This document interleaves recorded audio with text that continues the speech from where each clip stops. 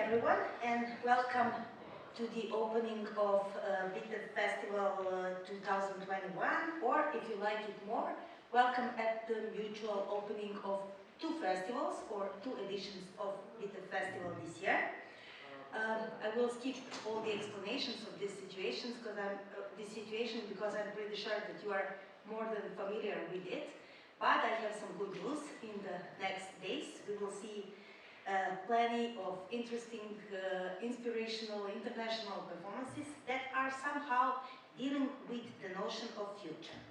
So performance Living Room, I think, was very good introduction to this program because it is dealing with the notion of past and notion of future through a story from our local context. Past and future are somehow notions that we all here refuse to face with, so I think this is a good beginning, and I'm really looking forward to face the authors of this magnificent performance. So here with us tonight are the authors of the performance Living Room, Ersan Montag, director, and Tijana Grumic, playwright. Both authors have a strong connection with Bitef Festival. Ersan Montag cites Bitef as the place where his international career began, and Tijana Grumic is certainly known to all of you as one of the most prominent young playwrights in our scene. So, dear Ersan and dear Tijana, I congratulate you for the show once again, and I would like to start with one, let's say, basic question for the beginning. I read in the festival website that this performance is part of a wider theater project or trilogy called Living that Ersan started to work on in anti-Ghent. So I would like to ask you a question about that project or trilogy and about the place of this specific production in that context or a frame of your wider work. Yeah, the Living was I think premiered in Brussels, and it was from the major leading part of the show is usually the scenography, which already makes the historical context. And in the Living, I had two living rooms next to each other, exactly the same, and it played in like 70 minutes of real time. This is the major difference to the show. The show played in 40 years time, and the first one played in 70 minutes. And you see the story from the back on the right side, and the woman, African Belgian woman committing suicide in the oven. And then on the left side, the same woman, and I work with twins. They're actually similar-looking twins. Comes into the apartment and arrives from work, and then we'll just watch that she will end up in this second room. So while she's playing it forwards, the one on the right side plays everything backwards until they meet in the middle of the narration, and suddenly they play together forward and synchronized, and then at the end something happens, and then it changes, and then she's getting rescued from the other, and she doesn't have to die. So it's a story about also Leopold II, who was the king of Belgium and killed 10 million Congolese during the colonial time. And his image was also in the scenography, and it's about when you have a black Belgian woman or black Belgian narrators in Belgium, you always see it from the glass of she has to be a victim. She has to be a victim of colonization, and because she's black, she also has to go through a certain narration because of this colonial image. And it was more about to show that maybe part of the problem is to refer something where people were victims, but someone who's today living has a heritage of the colonial history, also must have the freedom to be out of these narrations, to just say, but I also want to be in the context where I'm not permanently seen as a victim and I have to die at the end. I have to commit suicide because this is how history makes me into a narration. So this is basically the first part, and the second part was a similar concept, but from a different angle. I mean, Tito is also, as a president here, he's of course not comparable to Leopold II.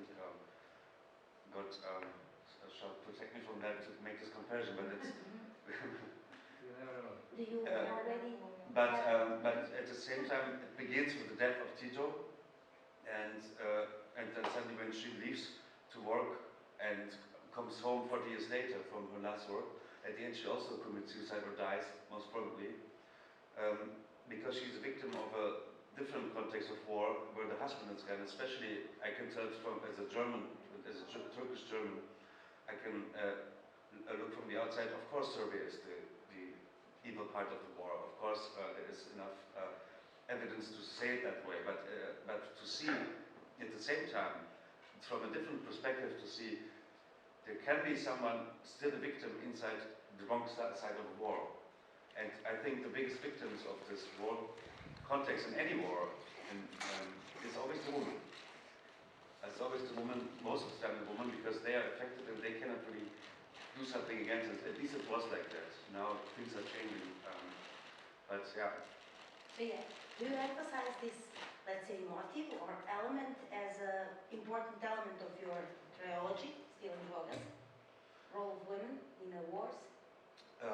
Yeah, I mean, the first one were not involved, but it was a dystopian setup, so they were actually arrested inside the simulated world. This one is more realistic, and the third one will play in a hospital, two same hospital rooms, and it will be the actors from the first one, and there will be a major accident, and they will become and be treated from two different teams, but it will be the same setup, exactly the same. Woman and one will die, and the other one will not die, just because one of the doctors of the team is racist. So she has to die because he will somehow refuse her treatment by just putting her like bad treatment. So this is, I think, when you are a migrant in Germany, and my parents come from Turkey, as guest workers, my mother's a cleaning lady, so I come from there's always this elementary fear that we have that if you go to a doctor, that the doctor might be racist.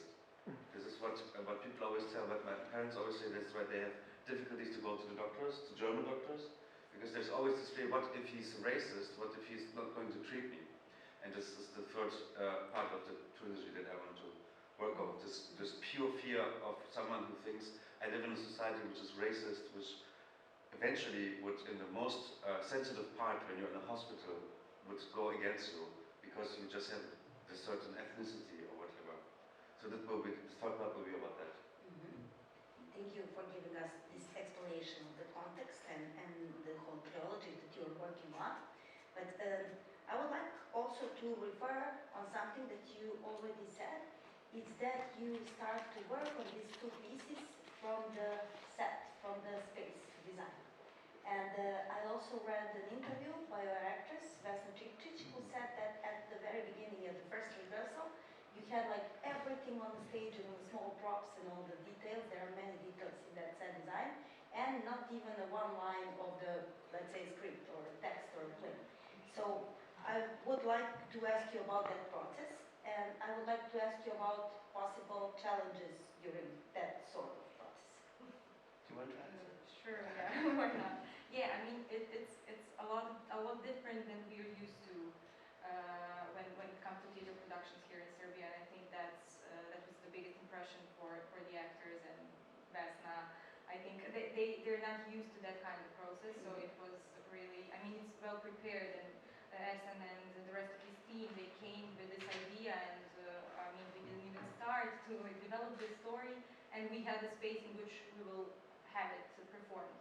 So in a way, at that moment, there were no lines, yes, but of course there was a story, and we talked about it. We knew what we want to do. We sketched this narrative, but then as we explored the space together with actors, this text came. So that was also, I mean, for me, a challenge, and it was exciting and challenging as well as for the actors, also for me. So I think, yeah, it was. I'm grateful I had this opportunity. Did you participate in that part of the process when you guys were making the set? Because I guess it's a huge research to recreate something from history, from a context that is not really your own. Well, I mean, the idea, the skeleton of the set was there to have two living rooms and, you know, the 4 rooms and with 40 years. But Tiana, who's from here, brought all the expertise and the things. It was quite a good cooperation between um, to say the scenography is the main author actually, and it's created in the rest of the authorship, and it was very good working. I think I'm very happy about our cooperation. We should do it more tonight. Because it just works because you just bring something in and then suddenly you put something in and then it brings in context and then it... And bring something new. Yeah, and then it's... The scene and the space. How did you, I'm really curious, how did you make this research on all these like very usual objects that we all had in our homes during the 80s or something? Flea market, bargaining in flea markets, yeah. I spend usually a lot of time in flea markets, and then when I realized like we're gonna have this 80s room that's gonna be like very like hyper naturalistic and with all those details, I mean, I had it in my home, like my grandma had all those things, as well as you can see it even in the art museum in Germany. Like this is not that different, but I think that's something that we all share here in this context. So those walls and pots and I don't know, bottle of beer or some other details. I think we all recognize them from our own homes. Maybe not our current homes, but I remember those things from my grandparents' houses, and yeah, it was part of this lived process for me. But of course, yeah, I really went to the flea markets and researched. Yeah, thank you. Very important element for analyzing your play is relationship between time and space. From the very beginning, we have idea of that, okay, now we have past and we are going to have future, which is actually present. Then you have this like question about, okay, this apartment is turned on the other direction, and then we have this beautiful scene with the encounter of two Catarinas in front of the elevator, and then I also noticed that the apartment number in the hallway are same. I guess it 80-20 because of the years. So I wanted to ask you, like, to tell us more about your interpretation of time and space relationships in this play. Well, there's a surrealistic moment, of course, when they meet and suddenly she's being hit by her past. And she drops the flowers, which is the reason why the students they gave her, and she became a student because her husband were killed in a war. So this is where the past just hits her lyrically. It's a very simple image for me, actually. And then she comes in with these flowers which are harmed and but which gave her stability when she had to lose her husband and her life was changing. So she would come into the apartment then. So this is the moment where it goes away from this, let's say, I say magical or created realism, naturalism, into a form of metaphoric surrealism. Mm-hmm. Should I add something? Yeah, please. I mean, when it comes to the time, but also when it comes to space, I think we were also playing with these symbols and signs, and we didn't want in a way to like give you this immediately. When it turns, then you are okay, it's the same apartment, but later. But to give you just pieces and dots to connect and to have the whole picture. So I think both time and space were very important for us to play with actually and to explore it. And actually this turning of the apartment was as well very simple but very effective metaphor, I think. Very good one.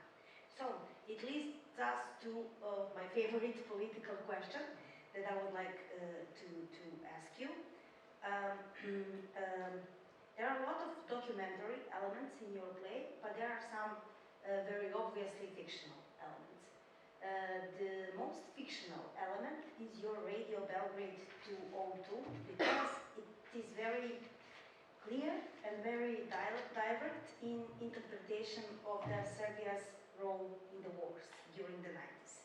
Much more than any realistic media in Serbia ever did.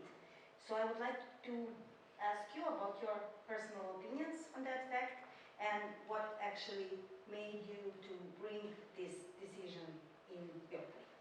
I mean, if we talk about this integration of Yugoslavia as we do in this show, basically, I mean, we follow the life of a woman for 40 years, but that's also the life of a state that we once had and lived in.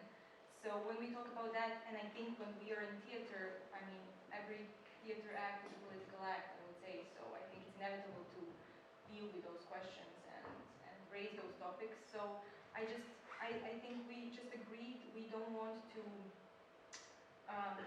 like to be silent on that. I mean, if we're telling this story, it has to be said in a way, and I think this interview was a great opportunity, especially because it started in such a light way, I would say, and then it ends with this story that explains in a way her life and the role of her husband in those wars. And as Ersan said, even through that, we wanted to see the suffer of women in those situations. I think for me the war moment is really not the center of this play, and it would be very upsetting for me if it would overshadow something like that. Because it's you quote these two sentences that are said from from Dejan. But I get it, of course. But the thing is, it was never any plan to take any position, because I'm not a historian, you are not a historian. We have artistic views on maybe historian, or maybe until not today, not finally also researched things that might have happened. But what I can focus on is things that happened, affect people that still can happen, biography or still can happen, suffer an emotional thing, and it can be coexisting. So to have this clear definition of how this war might have been received and be interpreted inside the show does not exclude the fact that I have strong sympathy for this female character, no matter what role the husband in the war was. He could be a war criminal, I wouldn't care. I still would accept her suffer. And to have this great ambivalent situation, I think the bigger it becomes, the stronger it gets. But it's always a matter of balancing. So I mean, I come from an outside country, so it might be quite an arrogant thing if it goes too far into a political view, and I don't have the right to do that. So it's always a matter of balance. How far can you apply to something, but still keep the balance? And I hope it didn't lose the balance. But you will have to say it, if it was balanced or not. I think it's very good. And sitting on the edge of the future, I hope that in future this narrative in Radio Belgrade would be documentary one. Yeah. So I would also like to ask you many questions on the details in the set, but I think that first of all we have to talk about your decision to make your female character an opera singer.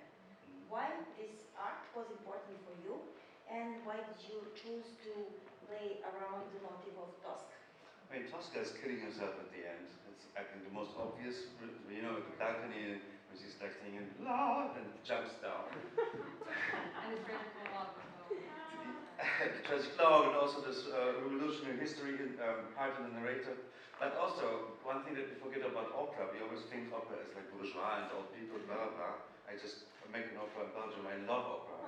And what I love about opera is, compared to the theater, there is just very big operas with female main characters who lead the show, like Carmen, you know, the gypsy whore, and then Tosca, and Medea, you have the Greeks, but you know, in theater you have King Lear, of Richard III, you have Hamlet, and you have Othello, you have all it's reduced to main characters, and women are always like this.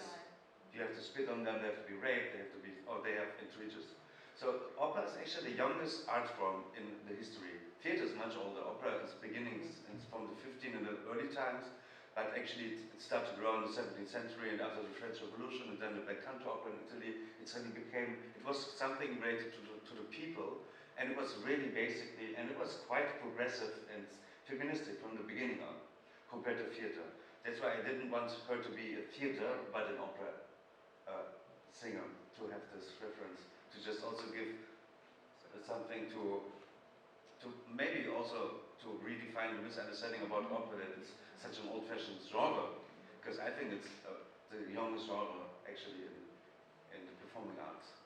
But there is something I don't know if I'm right, but I had the feeling that by using the opera, you want to also to emphasize sort of escapistic elements of that art that also works for the life of your character in a way. Definitely, I mean, I would agree. Apart from those things that Ersan said, I mean, even though this show seems to be so very hyper-naturalistic, realistic, we wanted those kind of elements and things to show it goes also in this escapistic path and way, so yeah. I have many questions for you about this play. It was really intriguing, but I guess that all of us also wants to share some opinions, comments, or ask you questions. So, is there anyone who wants to add something, comment on something? I can ask a question.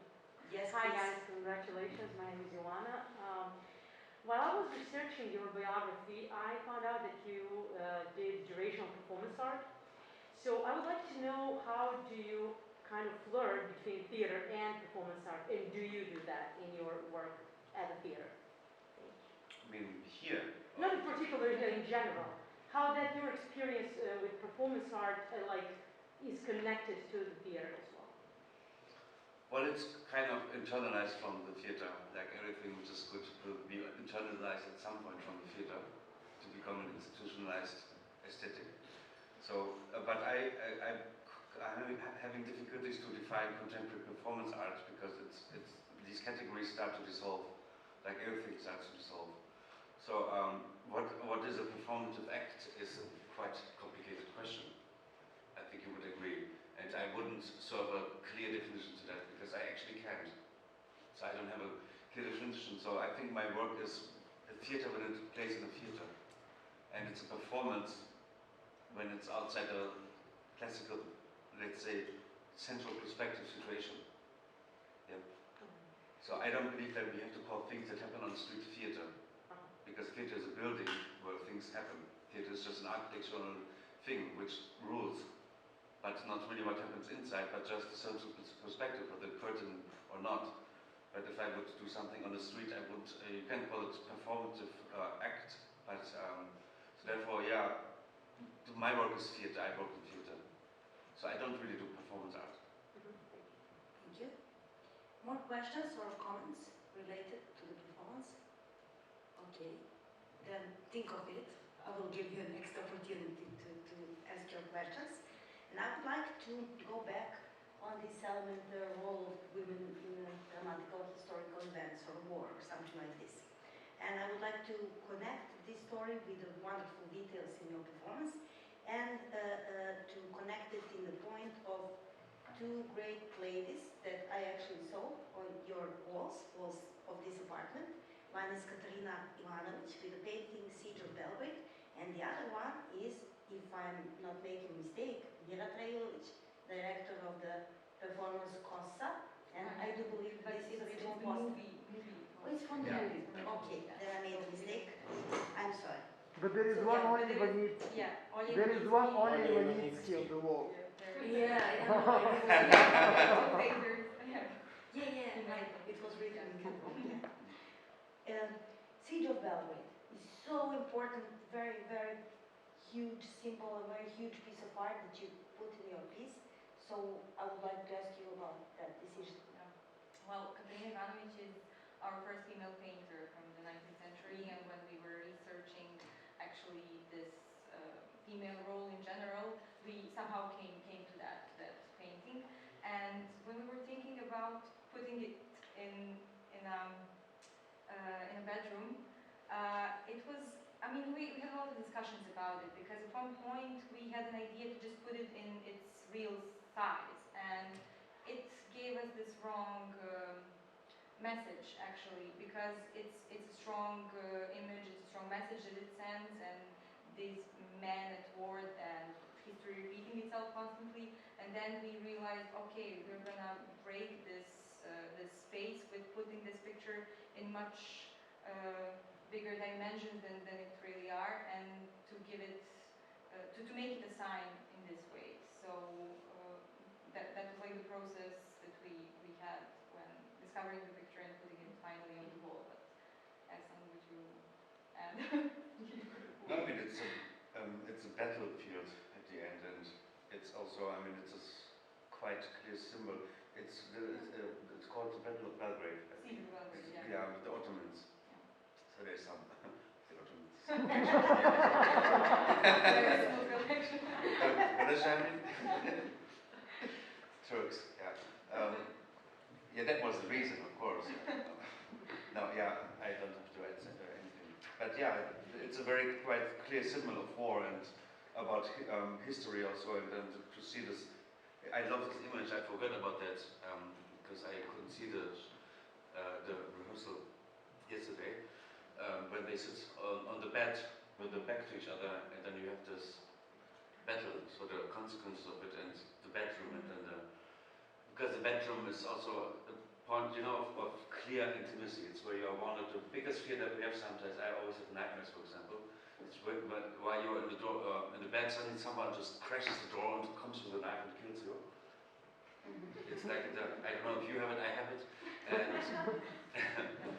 because you would be in bed and naked, and then you would be like completely by yourself. So to put such an evil act of battle, of men fighting and killing, torturing in a bedroom, and to show two women who lost actually the man next to them, so actually in the bed, who are in this image because they are actually dead. It's quite an, I think, cruel combination with the bed and image of a battlefield. So that was also the reason to look for something which you would never put in a bedroom, I assume. No one of us. I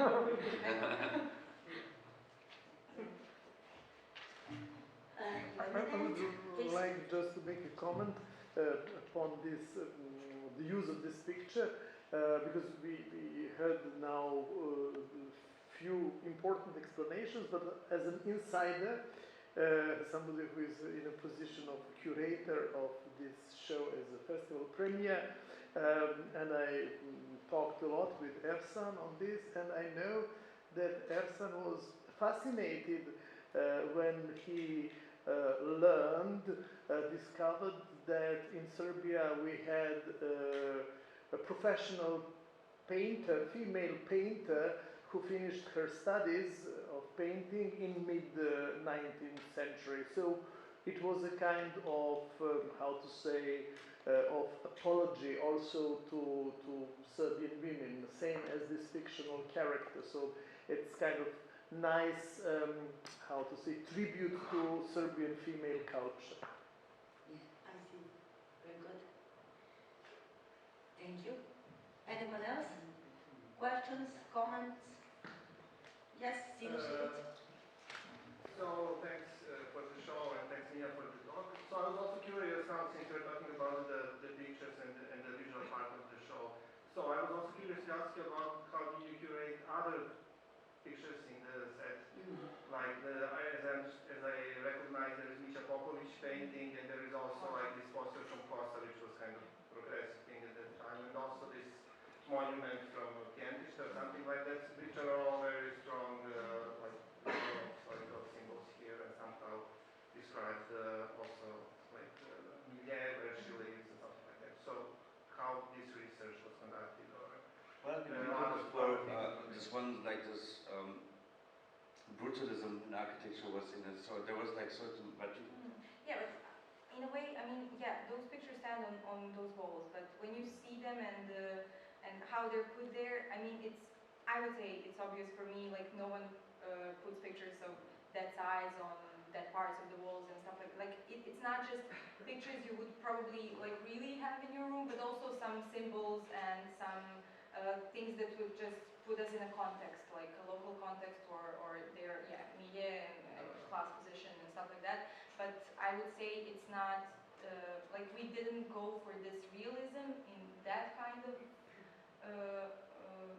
this decision that we made, but rather choosing things that will put us in this context of time and place where we are. I think I'm explaining that. Thank you, Sinis, for this question. Great question. oh, there's I think one painting from Friedrich Rotner. Yeah. Die Lebenslügen, how you translate it? The ones who are tired of life. Tired of It's life. in the center of the second one. Ah, okay, on the The top one. five the men, one with yeah. different things. It's the only male painter that and he's tired of living. So it's also similar. Man tired of living. Yeah. Thank you. Anyone else? Okay. I would like to ask you about very specific detail. This is maybe I'm the only one person who ever noticed it, but I'm curious what it's supposed to mean that Katarina has a radio from 80s right now in her apartment. It's somehow connection between two times. Yeah, very this is the important, part and where has Lynch sound would say, I'm not going to reveal the secret of it. But there is a secret. Let's keep it a secret. Okay. It's always good to keep secrets.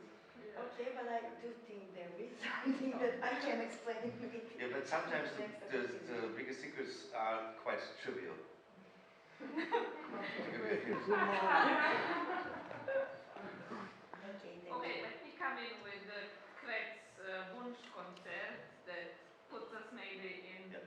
that time, and that might be an answer, possible answer to the secret. Yeah, Concept is there. I like it. Very good. Very good. I like it.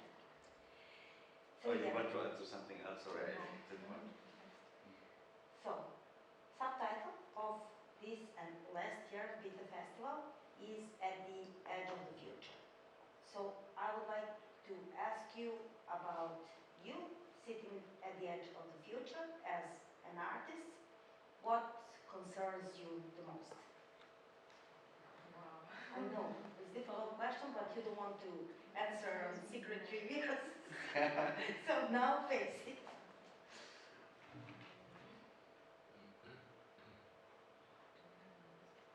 What concerns me the most, I think what we face right now, in, for example, in Africa through this pandemic, there's only 2% of people vaccinated. So everything, we as Europeans, we think the pandemic is something that happened, changed the world, but it only changed our world. So we never see it from a perspective of how, and there was the Ebola pandemic, there were certain different pandemics, always happened, the HIV pandemic. What we experience here is already reality for centuries in certain different places in the world. And what we are doing right now is to close and tighten up even closer and to just make a bigger wall towards the outside of Europe, which we actually destroyed for centuries. And I think and my biggest fear is that through this process we might cause a human catastrophe, an economical catastrophe in some parts of the world caused by our quite selfish way of dealing with the pandemic. So right now I'm really not concerned about the culture being destroyed because but when I imagine what might happen in the next 10 years as a consequence of this pandemic, of saving and suddenly subventioning and dealing and not taking care of poorer countries who are not able to do vaccinations, etc., and to take care of their societies because we exploited them for centuries. This is my biggest concern, that we might lose the peak where we have reality where suddenly not only 1,000 people in a week on the European border would die, but maybe at some point 10,000, at some point 20,000, maybe at some point 100,000, and it would also go. So this is my biggest concern, that it can escalate, and everything looks like it is, and so just don't make too serious point now, but I just thought about it recently, because I was yesterday, 2 days ago, I was invited to a billionaire in the opera. In the Freundeskreis, there's like the sponsors of the opera, like very rich people.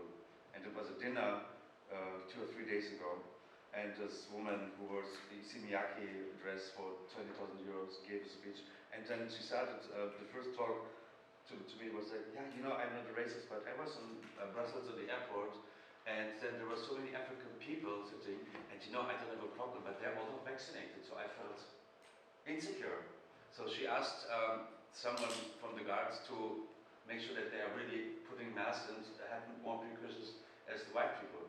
And I was really shocked about this perspective of her, that she didn't understand what she actually said in the sentence. By saying, I'm not racist, of course you are racist.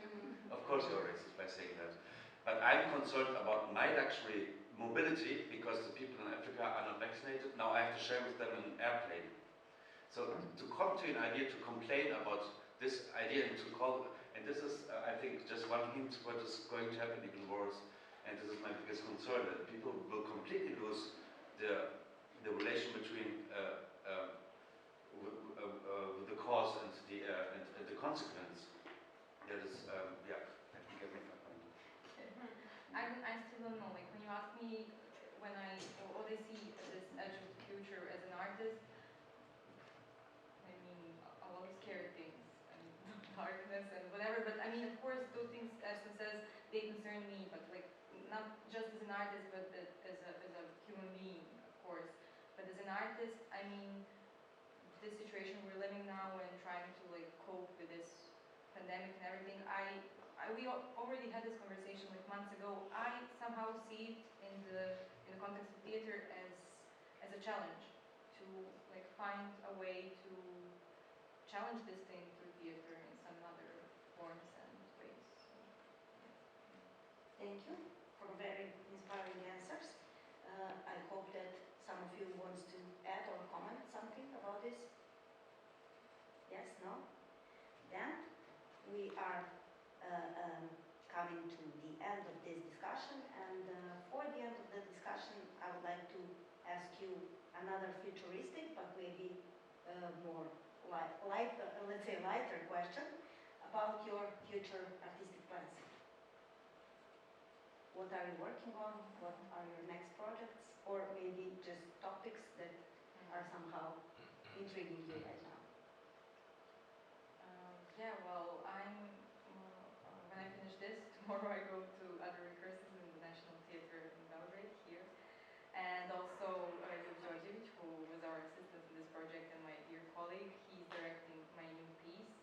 But I'm also thinking a lot about what are the topics that obsess me these days. And I don't know, like, I mean, in the first part I would say of my my artistic journey, I was more introspective, but as this reality confronts me, I would say I'm more and more interested in some more, I would say, socially engaged topics. So I'm still, thinking and exploring, and I would like to write a new piece soon when I find some time. Very good. Thank you. Elsa? Well, I have rehearsal tomorrow at 9:30 also in Belgium at the opera. And premiere next week with the Silver Lake from Kurt Weill, a Jewish German composer who fled to New York, and this opera was never really performed, and it's about actually the Nazi tyranny. Yeah, I finished that, and then I go to Morocco and make a movie with John Malkovich. That's the reason why we call her Katerina Malkovich. About Kaiser Nero and Seneca. The relation and the force of Seneca to be killed through Nero's decision. And then I have holidays in October. In 2024. Okay. Thank you for this conversation. Congratulations for the show once again, and we hope to see your new performances on next year Bitef, and we hope that next year Bitef is going to be one-on-one edition, just one festival for 1 year. Thank you. Thank you.